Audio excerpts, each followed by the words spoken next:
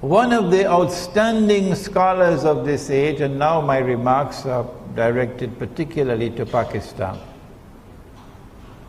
One of the outstanding Islamic scholars of this age was a man named Dr. Muhammad Iqbal.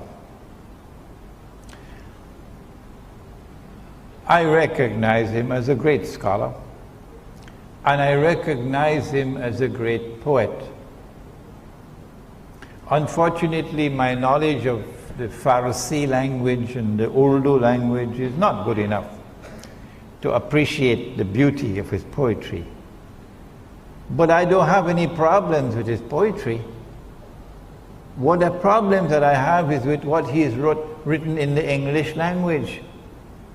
And I have more than a passing acquaintance with the English language.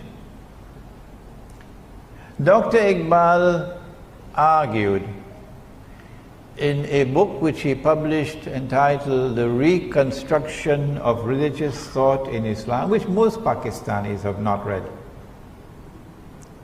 And those who do try to read it probably give up before they finish 2 or 3 pages, because you need a whole bottle of Tylenol tablets for headache. Iqbal is writing pure philosophy. I have a master's degree in philosophy, and for me it's a headache, so much less for you. I admire the first 2 chapters a lot, because in the first 2 chapters of that book he takes on Dajjal. You know, the 1 eye and the 2 eyes? The epistemology of the modern West. And Iqbal has delivered the best defense of the epistemology of the Quran that has ever been written. But very few people can understand it. So those first 2 chapters are written in gold. But elsewhere, Iqbal has made this mountain of a mistake in declaring that the modern state, he calls it the Republican state. Actually, it's a secular state. The modern state, he says, can function as a substitute for the Khilafah. That's wrong. And if we say that our teacher made a mistake, we are not disrespecting our teacher. No. He still remains a great scholar. We still respect him.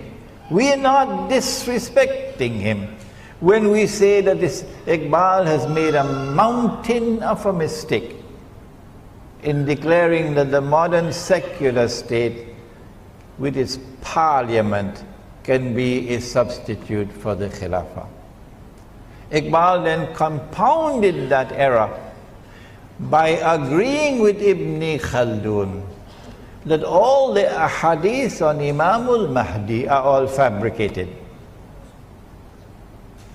Now don't come and tell me what Iqbal has said in Urdu poetry. No, don't come and tell me that. I know what he said in Urdu poetry. We're talking about what he said in English. And the impact of Iqbal's thought on the Pakistani intelligentsia. Iqbal does not believe in the return of Nabi Isa alayhi salam. No. Iqbal does not believe in Dajjal. No. I ask you, how can you beat the drums of Iqbal in Pakistan today to extricate Pakistan from the mess in which it is? He is not the answer. Yes, there is much we can learn from him. Yes, Iqbal can inspire our people with his Urdu verse.